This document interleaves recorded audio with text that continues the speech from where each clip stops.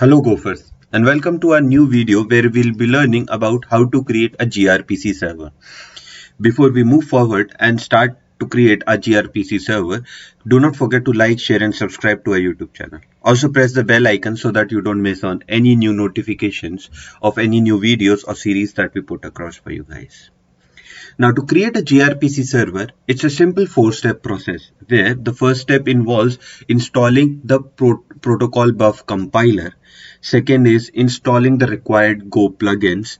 Third step is creating your gRPC messages and services in .proto file, compiling the file and then creating a gRPC server by consuming the interfaces that are provided to you by the protocol buff from your service and messages that you have created in your proto file. Now let's start by understanding each of the steps in detail. So the first step is installing a protocol buff compiler on your machine.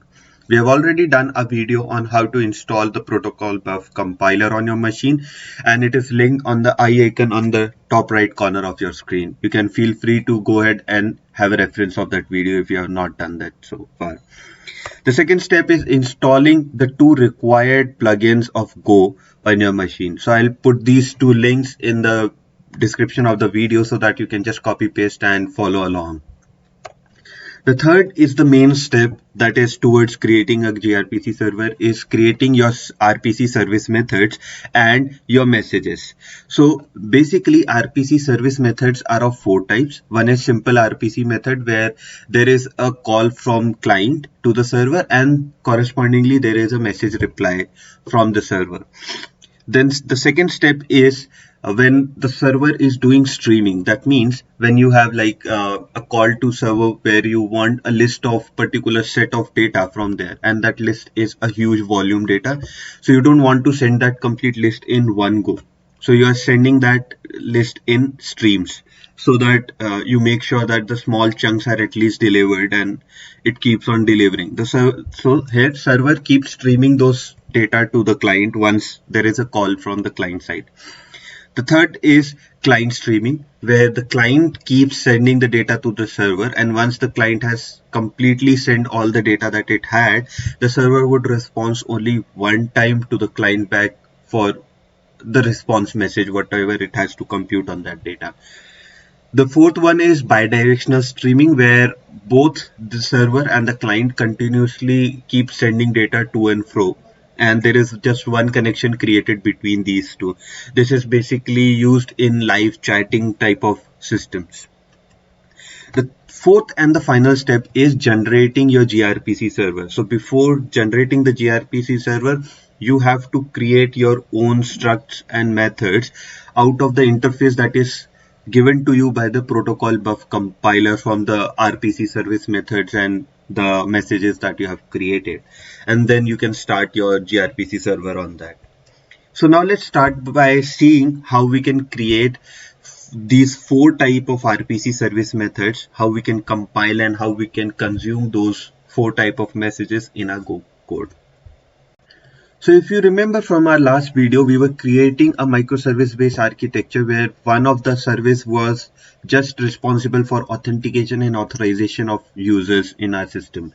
So we would be extending that application from REST API to having a gRPC server as well. And now what I've done is I've created a RPC folder inside that service, and in RPC folder I have created 2 services. One is login service, which would contain methods related to login functionality. Right now I have not included the forgot password and those kind of functionality, just the login, simple login functionality, and then there is a validate token service as well. Now these 2 services would be running on the same gRPC server. We'll get to that point in later part of the same video. Now the login request message contains 3 parameters: username, password and remember me. Now there is a certain set of rules how you should create your message body. Now if you have not watched our earlier video on how to create your first protocol buff file and compile it, please click on the eye icon on the top and have a look at that video before you actually start creating your first proto file.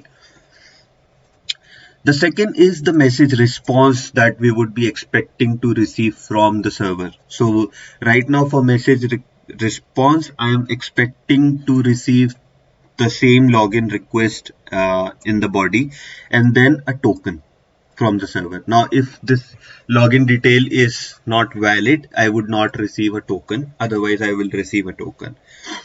Then there is another two type of messages for list of login requests. So this is basically for streaming the data to and fro.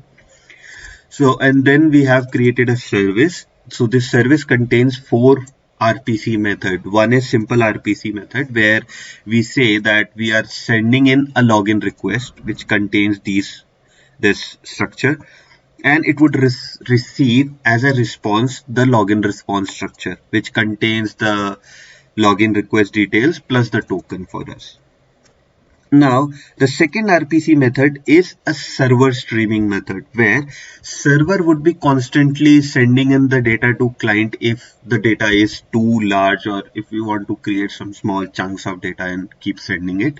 Right now it's not applicable for our case, but I just wanted to have a illustration of how it is done.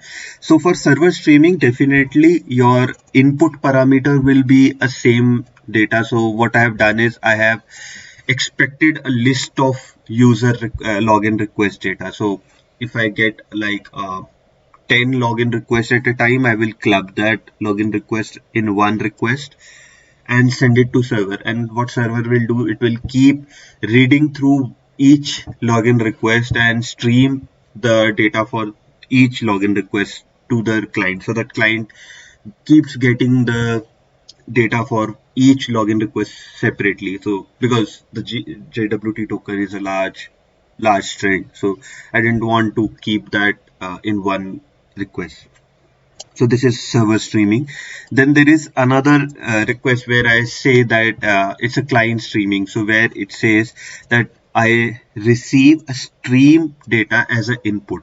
So that means client would constantly send one login request at a time. And once client is done sending the request, we would respond in a list of login request response body.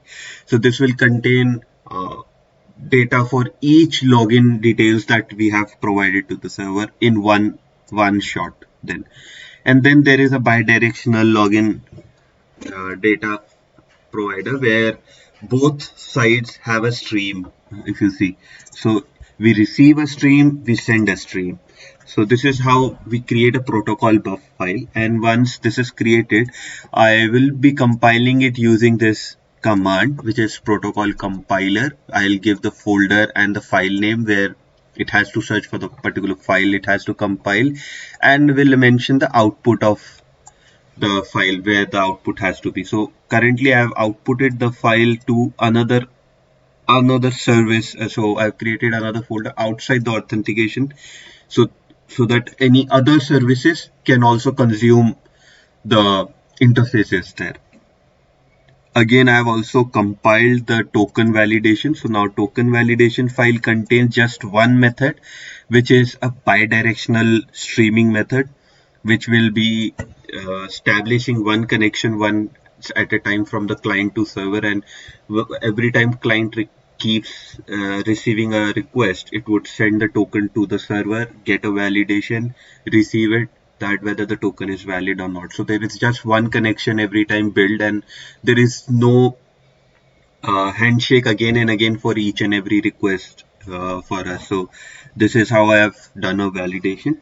So we'll be using these two services. Now what I do is I compile these two files, and the compiled file gets into the RPC auth folder because RPC auth is coming from the go package command over here. Now for each service we get two methods that two files that are created. One is login pb.go and one is login grpc pb.go. Same for token validate. Now login would have basically your messages structure that you have created. It will have many other fields that is not provided by you, but the internally used by grpc to keep sending and receiving data and everything. So it has a long list of methods that are there. If you see, this is login response list, and then we have login request list, we have login response that we have struct, then we have a login request. So all the four structs that we created, it has created one file for all those struct and kept those functionality intact. And then this is the actual server code. So here it has all the service methods that you have created. So it has implemented those as a interface and use them right now, so that you can consume them in your services. Same with the token validate message and services. Now let's see how we can consume these two services in the Go code. So we'll just first understand how to consume the login server.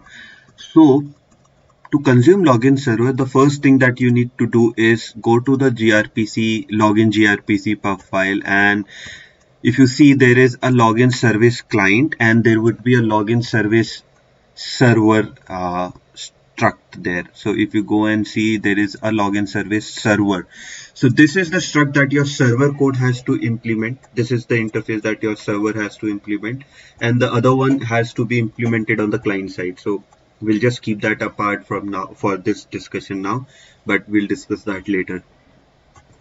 Now each struct that you create which implements this interface also has to have a unimplemented login in, server. So this struct it has to contain. So each struct of login interface so has to contain this struct, so that it knows that in case the method is not implemented, it can throw this error. So the method is not implemented, so that it does not give an error every time. So I have created a login RPC server struct, and it contains this server struct in it. Now it had four methods. If you remember, we had four methods: login simple, server streaming, client streaming, and bidirectional stream. So I have implemented all those four methods. Now we'll discuss on the implementation one by one. But if you see, I have got all the four methods implemented on the same struct. So that means this login RPC server is implementing this interface completely. Now, if you go to simple method, so simple method will contain a context as a parameter and then the login request. And response would be a login response struct with an error. So that's a two response thing that we would be sending. So so first thing is from the request you receive, and you start doing all the magic that you want to do on the request, validation, generating the token, anything that is uh, your logic, business logic. So on the request body, you can try any mechanism, anything that you want to have, and create the token. So once the token is created, what you will do is you will, if there is no error, then you will send the response login response struct, and error would be null, otherwise there would be an error sent. So this is plain and simple RPC. So one by one call. So every time for one request there is one connection made to gRPC server, and then that connection is almost destroyed. Then this is a server streaming, where what I do is I receive one time the list of data. Now each list, what I will do is I'll have a for each, and it keeps getting one login credential from the list. It does its magic of manipulating and calculating the token. Once the token for one request is generated, I would use the stream, that is the second parameter, and in the stream I would be sending the response login response body, because if you remember from the login server streaming, the response is of type login response, stream of login response. So each method, each response message that we send in should ideally contain the login response as an output. So the stream will be keep sending in the stream of each token. So it's like you have 1,000 list of credential and you keep sending the valid token for each credential one by one. So this is server streaming. Now we come to client streaming. The client streaming means the client would keep sending one request login credential at a time, and we'll keep accumulating that response of each token. And in one go, in the end, once the client has finished sending the data, we would send in the response in one go. So what I have done is I created a struct of data where it contains a list of response. Basically, I've given a initial size of 10 so that it does not have impact on till 10 while appending the data. It's just having initial size of slice I've used. Now what I've done is I've used a for loop, and it will keep receiving data from the stream. And for each data that it receives from the stream, it will check if the error from the stream is not end of file. If it is end of file, that means client has finished sending the data, so we'll be sending this result finally. And until and unless we receive this end of file, we'll keep uh, thinking that client would be sending data more to us. So what we do is, for each login credential that we receive from the client side, we calculate the token, we append that in the result data, and we keep maintaining that data slice for each credential received. Now then again, we have a bidirectional stream where client is also sending a stream and it expects a stream. So there is one connection for a long period of time that you want. So over here, what I have done is we are receiving from the stream every time until and unless we receive an error of end of file. Once we receive an end of file error, we send in response as nil, because error, we would only send an error in this case. The stream is sending the data. So we have sent an error as nil.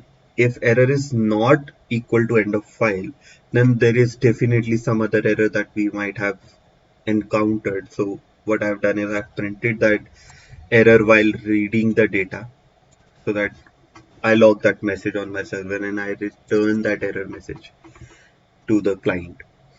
Now again, we do all the magic for each request object that we receive and calculate the token. As soon as the token is calculated, we send in the token data to the client. So we don't keep storing the token for each request. We keep sending that token so that we don't have to maintain a cache of long list of credentials token, which we had to do in the case of client streaming. So client streaming in basically will be used when you have a large image to be sent from the client. So you do that in a chunks. So you keep sending that image in small pieces and then receive a success response in the end. And a server stream is used when you have a large set of data to be sent from the server side. So you keep splitting that server response into smaller chunks and keep sending that small chunks to the client, so that there is less chances of failure of data transfer. And a simple RPC method is only used when you know that your request is also small and your response that you receive would also be relatively small, and you don't have to open streams in those cases. So these are the four type of methods that you have used, and we have created methods for those.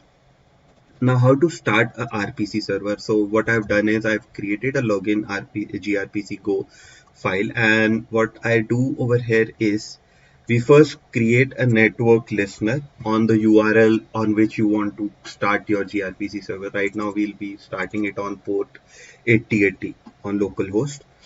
If we have that port open and we are able to listen to it, then we have a server options. So there are many server options for authenticating your gRPC from the client for security basis, but right now it's no security that I have implemented over here. So then we open a new server, we create a gRPC server, and this gRPC is from the Golang gRPC package. So we create a gRPC server on, and then with gRPC server we register the two services. So right now I've shown you only one service that I have implemented, but similarly I've implemented the validate token, and I'll provide the link to the GitHub for this code so that you guys can have a look at it. And on the login register or login server, we have to supply in the server, gRPC server, and the structure that object of the structure, reference to the structure that is implementing uh, the interface. Similarly for the validate also. So we have created the structure, and once this is done, then we'll start the RPC server and it would be listening to this URL. So this is how we have created our RPC server, and let's start the server. Auth or run.